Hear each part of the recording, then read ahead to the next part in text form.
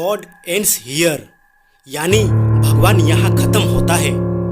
यही लिखा था एविक के काटा मोनेस्ट्री के उस खौफनाक दरवाजे पर, जिसके सामने दो नन्स खड़ी थी।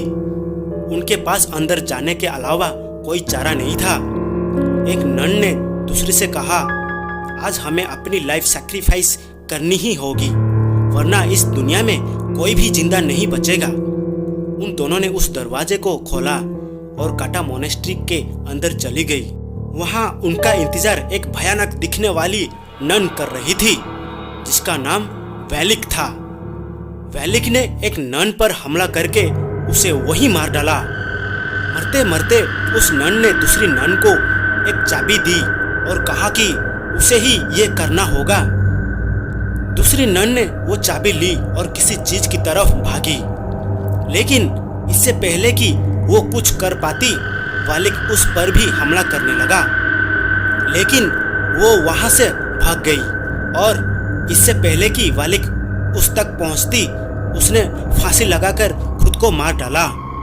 जब इन दोनों नन्स के मरने की खबर रोमानिया के एक महान प्रीस्ट के पास पहुंची, तो उसने इन सब बातों की तहकीकात करने की सोची और वो अपने साथ एरिन नाम की एक नन को लेकर ये भी आ गए, जहां वो दोनों नन्स मारी गई थी। सिस्टर एरिन के पास एक खास ताकत थी।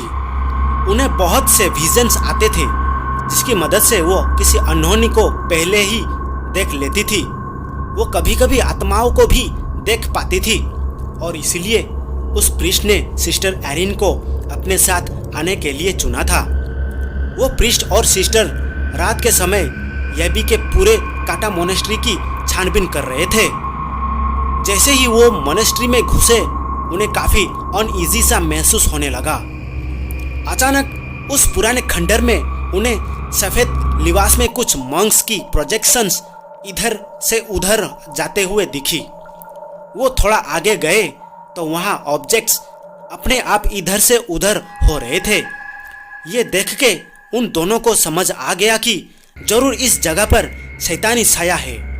तभी एक कोने में उस प्रीस्ट को वो नन दिखी, जिसने फांसी लगाकर खुद को मार डाला। उसकी गर्दन टूटी हुई थी और उसका मुंह आधा सड़ चुका था।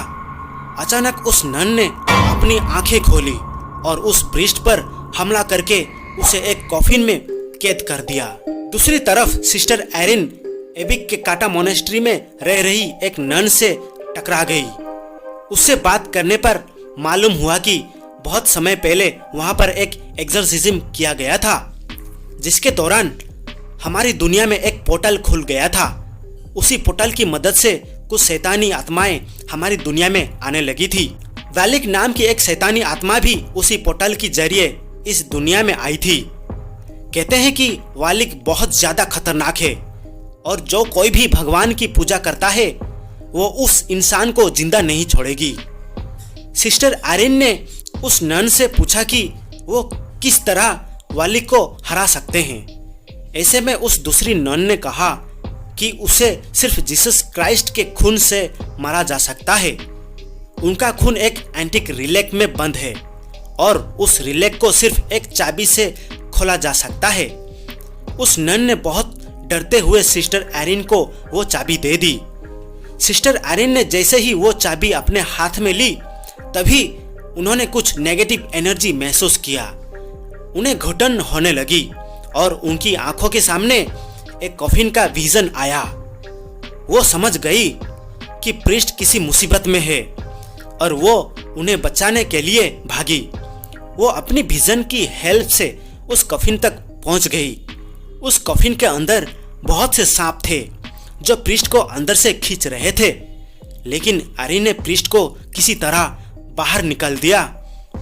जैसे ही प्रीस्ट बाहर निकले, सिस्टर एरिन ने देखा कि उन सारे सांपों के बीच वालिक लेटी हुई थी, जो कि प्रीस्ट को बाहर नहीं जाने दे रही थी।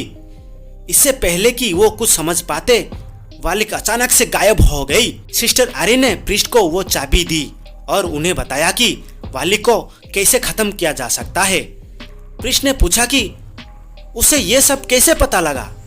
सिस्टर एरिन ने कहा कि एबी की काटा मोनेस्ट्री में रहने वाली एक नन ने उसे ये सब बताया। इस पर प्रीस्ट ने कहा कि काटा मोनेस्ट्री में तो कोई भी नहीं रहता, वो तो पूरी तरह से उजड़ा हुआ है। सिस्टर एरिन ये सुनकर बहुत चौंक गई। इसका मतलब ये चाबी उन्हें जिसने दी थी वो भी एक आत्मा ही थी जो वालिक को हराने के लिए उनकी मदद कर रही थी।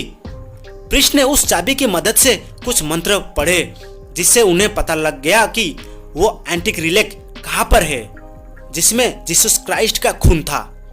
प्रीस्ट ने सिस्टर एरिन से कहा, आज हमें अपनी बलि देनी ही होगी वरना इस दुनिया में कोई भी जिंदा नहीं बचेगा।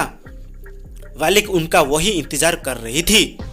जैसे ही वो अंदर घुसे वालिक ने प्रीस्ट को पकड़ लिया। सिस्टर एरिन ने उनके हाथ से चाबी ली और अपने विजन की मदद से उस एंटिक रिलेक को खोज निकाला।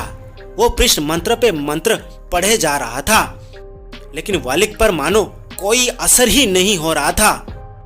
अंत में उसने प्रीस्ट को बड़ी बेरहमी से मार डाला। अब वो सिस्टर एरिन के पास आ रही थी लेकिन सिस्टर ने उस रैली को खोज लिया था। वालिक ने सिस्टर को उनकी गर्दन से उठा लिया लेकिन सिस्टर ने जल्दी से जीसस का खून वालिक के ऊपर फेंक दिया। देखते ही देखते वालिक बुरी तरह से जलने लगी। वो जोर जोर से चिल्लाने लगी और वहां से गायब हो गई। सिस्टर एरिन जमीन पर गिर पड़ी लेकिन वो वालिक को मारने में कामयाब रही। अगर आपको ये कहानी अच्छी लगी तो हमारा चैनल बुला स्टोरीज को अभी सब्सक्राइब करिए और देखिए हिला देने वाली हॉरर स्टोरीज।